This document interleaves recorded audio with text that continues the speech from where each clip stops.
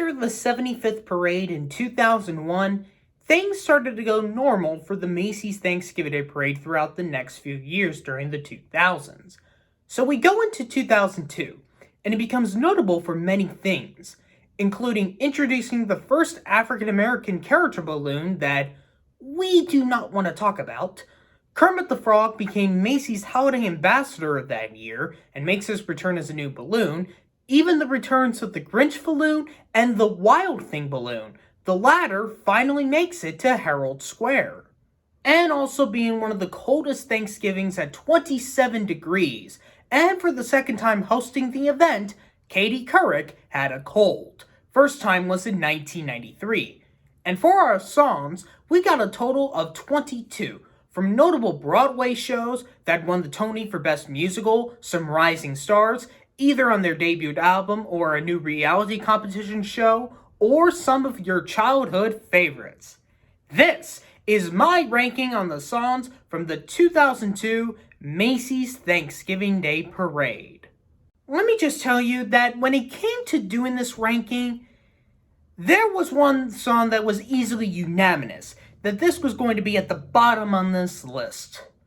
Number 22, The Season for Romance by Leanne Womack. I did not like this song at all.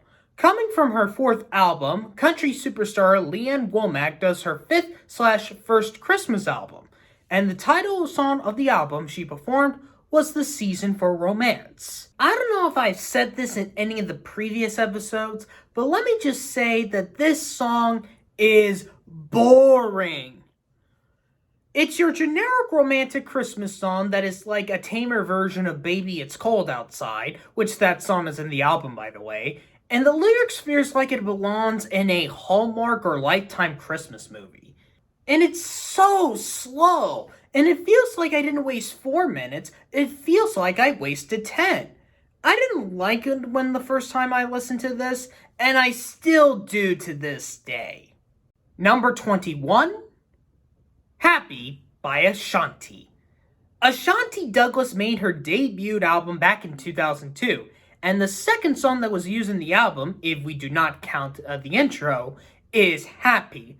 Even if the album received 3 Grammy nominations, it was very mixed by critics, and I can see that maybe Happy was one of the weaker songs, and it is for me. It was close in the same level as The Season for Romance. Way too long at 4 minutes, it was boring, and not great lyrics, etc.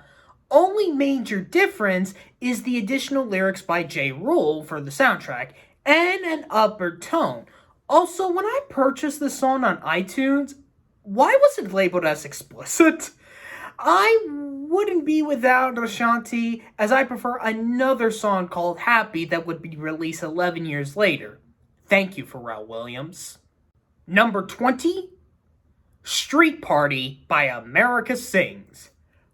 Okay, so John Jacobson knows what America Sings sounds like, so let's see what he has in plan for the choir's opening number this year. 2 minutes later. What happened? I thought he was done by using adults as the vocals. Well, turned out it was much worse. I could have put this at the bottom, but it was shorter comparing to the other two. Oddly enough, they don't sound like the Disney park singers here. I mean, can we all agree that the voices we hear don't match the look of these young singers back then? I could probably think that the live audience would say, yes. Well, what better place to put America Sings?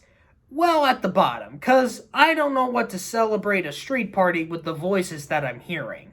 Number 19, Ac-Cent-Tchu-Ate the Positive by Joe Lawrence. After a 5-year absence, Joey Lawrence, who was called Joe for this year for some reason, was a supporting star in the NBC show American Dreams, which he was only in for the first season, and has made his return to Herald Square.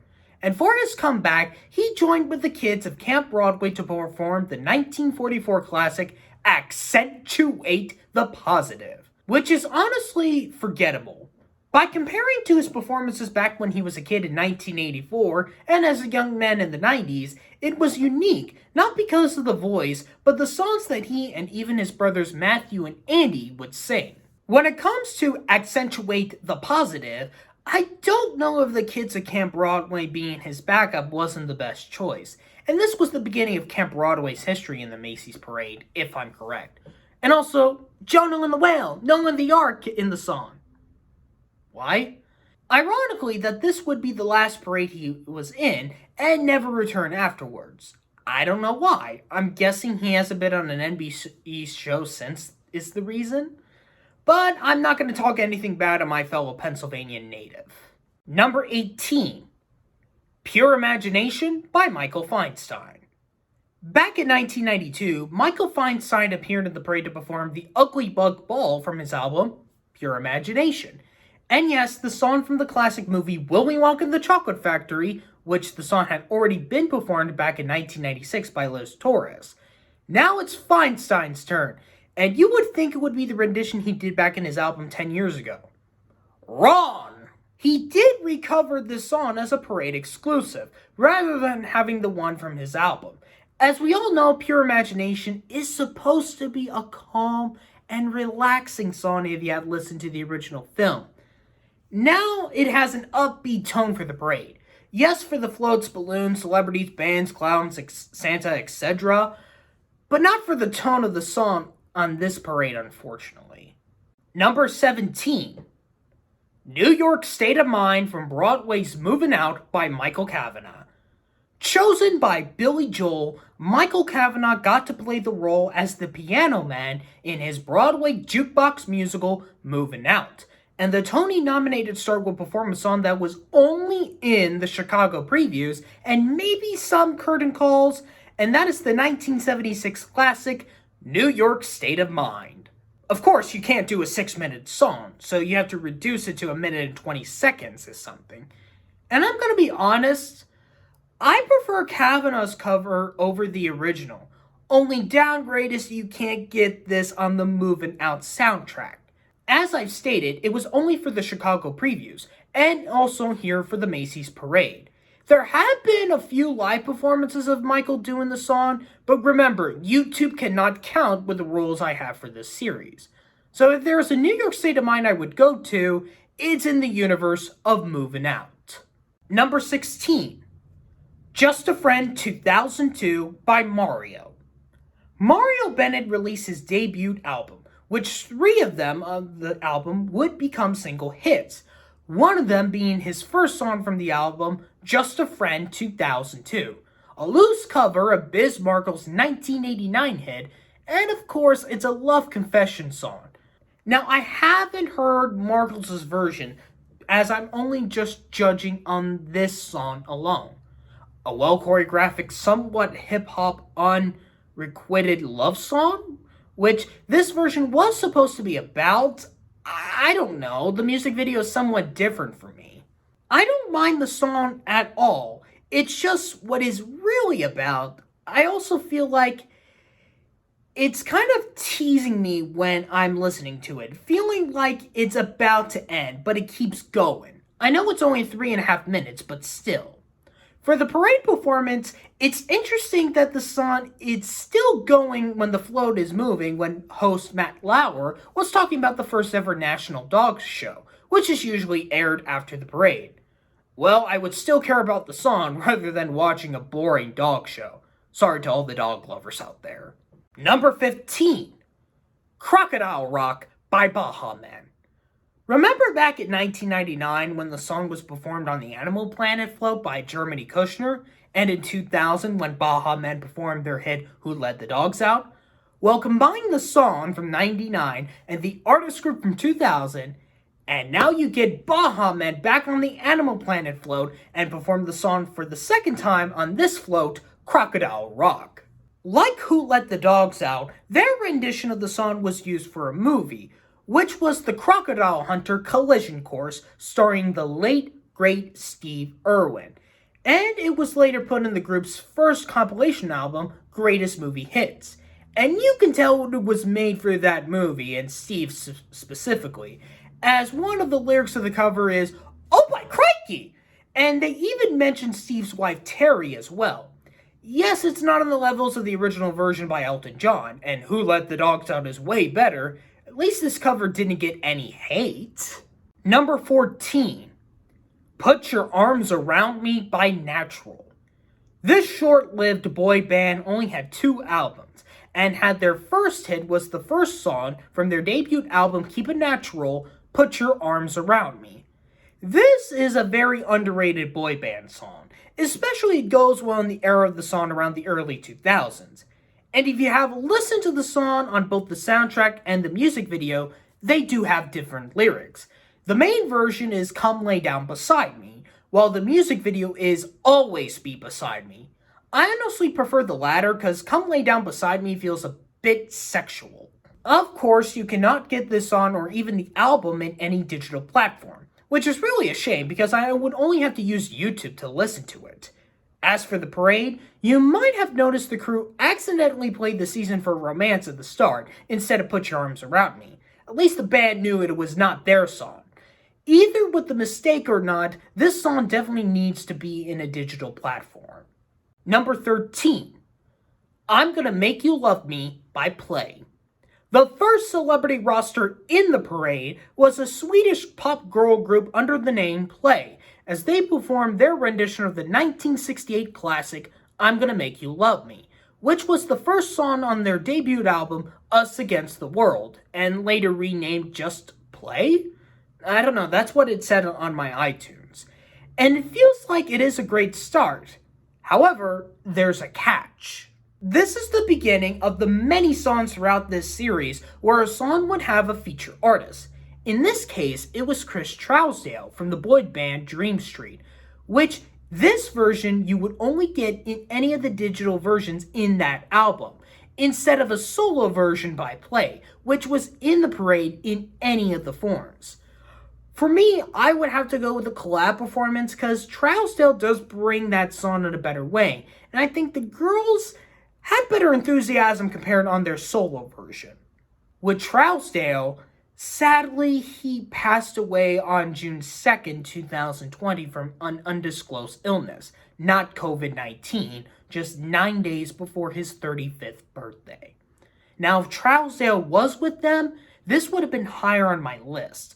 But since it is their solo, it doesn't have that excitement to start a celebrity roster. But they would be the first celebs on the Build-A-Bear Workshop float's history in the parade. Number 12, Colors All Around by the cast of Barney and Friends. If you know your Barney history, Colors All Around is one of the most popular songs that came from the show outside of the theme song itself.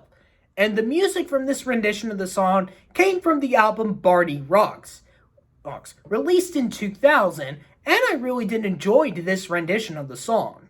But you got to remember that we're in 2002, and in a basic summary, if you have not seen the last episode, Bob West retires, although Barney's voice from that album was stuck in Brannon. Head Entertainment bought the rights. Barney's new voice is Dean Went.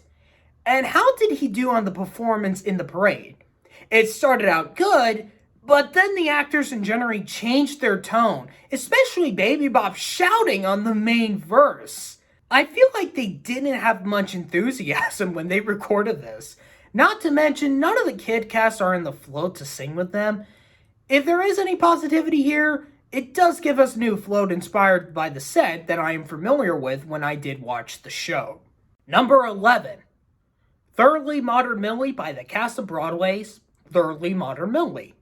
Adapting the 1967 film to bring the Roaring Twenties on stage, the title song from the beginning becomes our number, with the Tony Award-winning Best Musical of 2002, Thoroughly Modern Millie, as our title character Millie, played by Sutton Foster, enters in New York City as a flapper.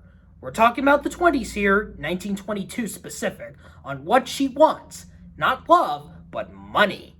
Which leads us to a song on her first looks that I don't have a passion for. Almost the entire song is performed here, but it's not interesting. Which is odd, because back in 8th grade, The first musical for the newly constructed middle school in my area for 7th and 8th graders was this musical specifically. I'm not saying the song is bad on its audio, it's just that the parade is rather questioning. Number 10. I Want to Be a Producer by the cast of Broadway's The Producers. Alright, I know many people are not going to like this that I don't have this in the top 5, so let me explain.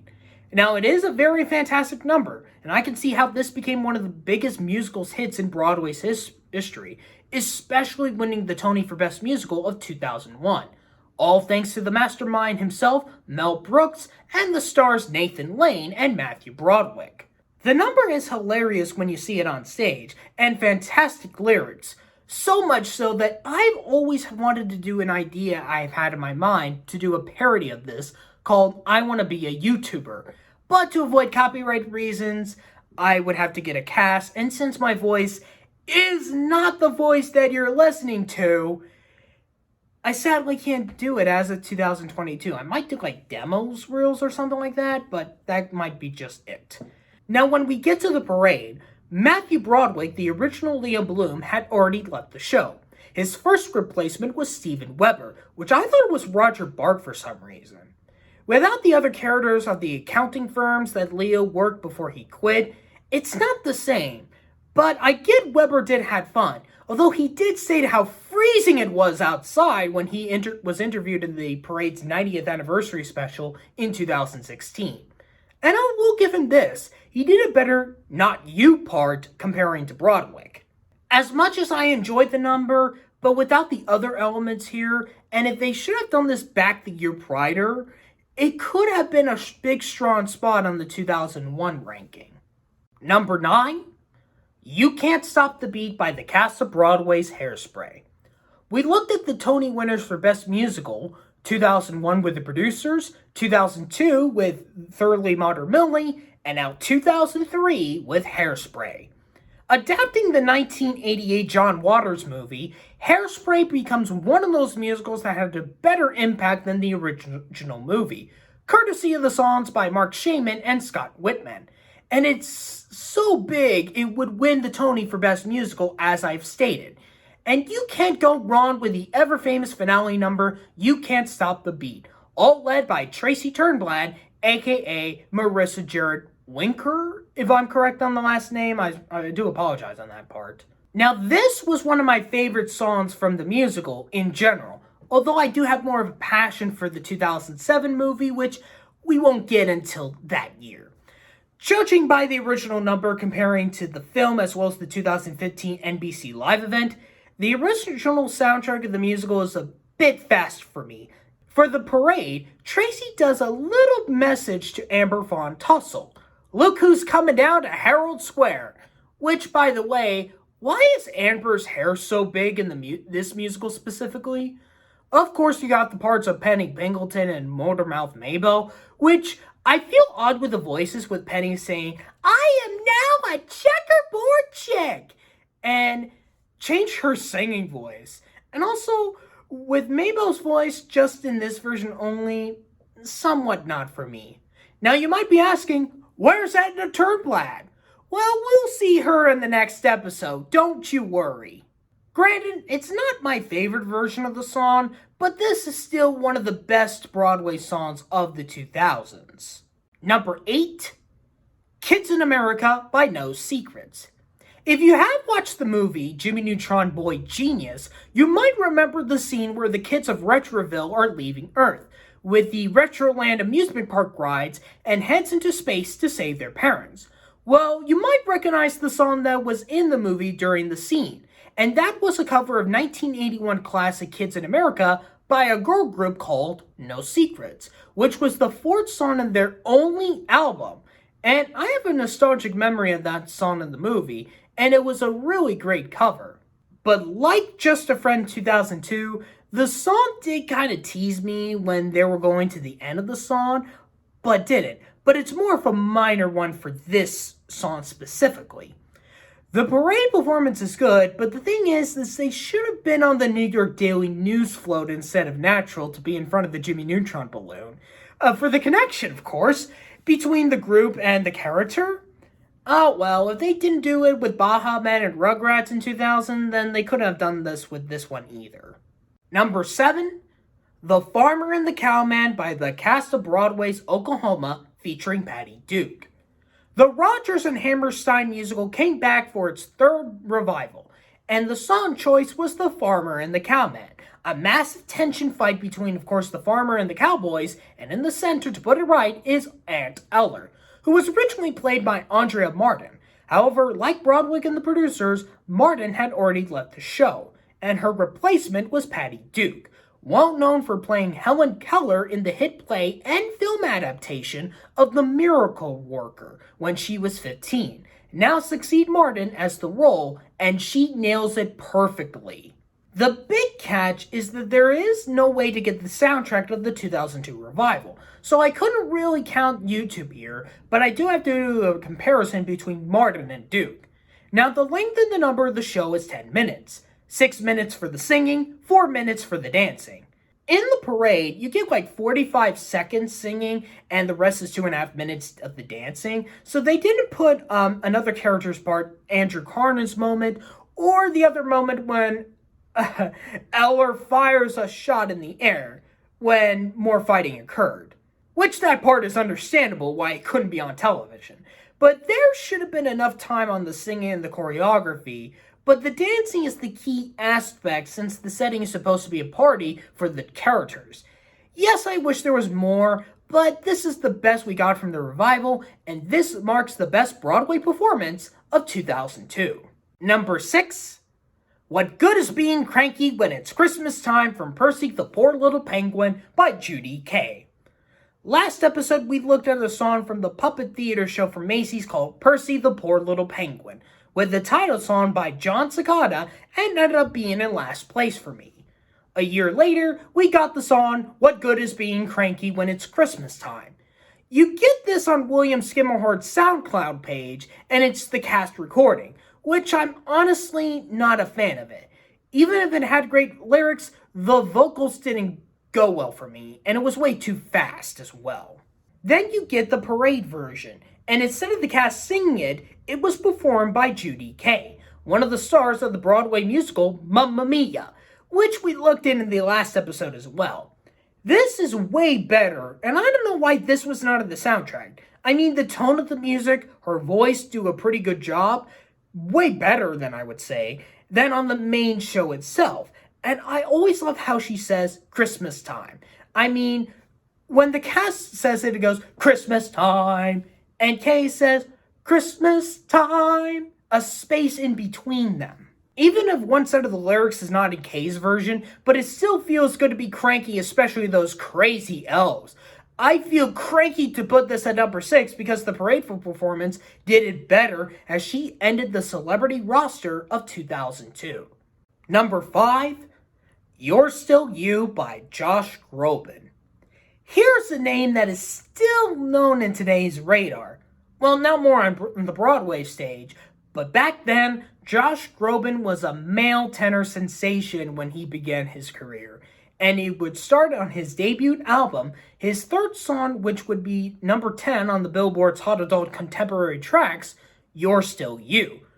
Whoa, what a well-made song for a tenor, and Groban's voice from the beginning up to the climax of the song just went perfectly. The parade performance, he really took to it, especially when you could see his breath through that cold temperature during that day.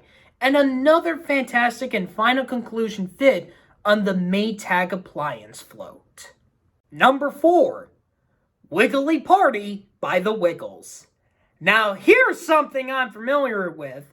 If I would list on what are some of my childhood heroes, it would be these characters. Thomas the Tank Engine, Bob the Tomato and Larry the Cucumber, Stephen Blue of Blue's Clues, and 4 guys from Down Under named Greg, Maury, Anthony, and Jeff, also known as the Wiggles. The group did make their first appearance last year, but only on a clown taxi cab. This year, they are legit performing on Macy's Jolly Polly pirate ship. led by Captain Feathersword, along with Dorothy the Dinosaur, Henry the Octopus, Wax the Dog, and of course the Wiggles themselves, with the first song on their 13th album, Hoop-de-Doo, It's a Wiggly Party, Wiggly Party. When I was a kid, I remembered on the Wiggles Live in the USA DVD, there was a feature on the 10th anniversary of the Wiggles, and one of the moments was them in the Macy's parade with footages from 2002. Not from NBC, but from the Wiggles crew members themselves that were marching along with them outside of the float. And I always wanted to watch their performance from that, but it never got to it. Then, thanks to the wonders of YouTube, right around the middle of the last decade when we got the full parade, we got to see their 3 appearances, including this year. This seems biased, but I've always had fun listening to this and some of the songs in that album, and Wiggly Party is one of them. Only critique is, we only got into the middle part of the song on their parade performance. And also, guys, it's around 27 degrees outside. We're not in spring here in America. It feels like winter out there. All you could do is gloves? That's it? With all jokes aside, I was excited when I saw this, and I thought they were going to do Hot Potato because of the DVD footage. Almost made me think, but Wiggly Party is still a fine choice here. Beauty, mate! Number 3, We Are All Earthlings by the cast of Sesame Street. On their brand new float, Sesame Street goes around the world. And for 2002, they brought their international Muppet cast members for a performance of We Are All Earthlings, a pop version as a parade exclusive. And seeing all the international Muppets with the regular cast shows that even their cousins are also Earthlings like our American counterparts. Although a set of lyrics wasn't used, it does bring a highlight for this year's Macy's parade. Number 2, Get Here by Justin Guarini. If you know your TV history, you might know what reality competition show started its first season in 2002, and it's called American Idol. And for the next few episodes, there is usually one artist from each season, normally it's the winner, to perform in the Macy's parade. But instead of Kelly Clarkson, that name sounds familiar, it was the runner-up of the first season, Justin Guarini. One of the songs he did in the season was a cover of Olete Adams' cover of Get Here. Guarini would have this in his debut album a year later, but that's not where the version you hear in the parade came from. Instead, it was in the show's first compilation album, American Idol Greatest Moments, which includes the version you heard as the 4th song in the soundtrack. We have our emotional song of the year and the easiest to remember the lyrics, and the parade performance was beautiful to listen to. Only downgrade from being at number 1 is that in the digital realms, you can't get this version from the soundtrack in general on iTunes/Apple or Spotify, but you can listen to this rendition from that album on SoundCloud. I don't care how American Idol can get you in the parade, but this was a great start for the artist to get here to New York City. And my number 1 song from the 2002 Macy's Parade is Christmas Together and God Bless Us Everyone by the cast of Madison Square Garden's A Christmas Carol featuring F. Maury Abraham. If we did not have that amazing tribute performance of our national anthem last year, God Blesses Everyone from Madison Square Garden's productions of A Christmas Carol that featured Tim Curry would have been number 1. Now, this was not intentional for this year to put this musical number 1. Reason is, they combined the 2 numbers and it worked so well. Like I said in the last episode, there's always one new Scrooge every year, and the only year to get a soundtrack of the show was its first year back in 1994. For 2002, the Scrooge for this year was Oscar winner F. Maury Abraham, and we get God Bless Us Everyone from last year's, but with the addition of Christmas Together that was already performed back in the 1995 parade. I already talked about God Bless Us Everyone, so My thoughts on Christmas Together is well done. That basically describes the entirety of the Christmas present. The length of that number is 8 minutes, but when I listen to it, I feel like it was 4 minutes, and I gotta give credit for the pacing of that song. Although the dish of the Cratchit's table changed from pudding, which is in the soundtrack, to chicken in the parade, because the show was restaged and re-choreographed for the last 2 years. Speaking of which, the parade performance with Abraham was great as well, and it was more of a medley than the entire songs, of course, because of time, but combining them really worked. As Tiny Tim says it best, brings those two numbers as the best songs of 2002. Thank you guys for watching. If you liked this episode, you can hit that subscribe button and comment down your personal ranking on these 22 songs. Next up, we go into 2003.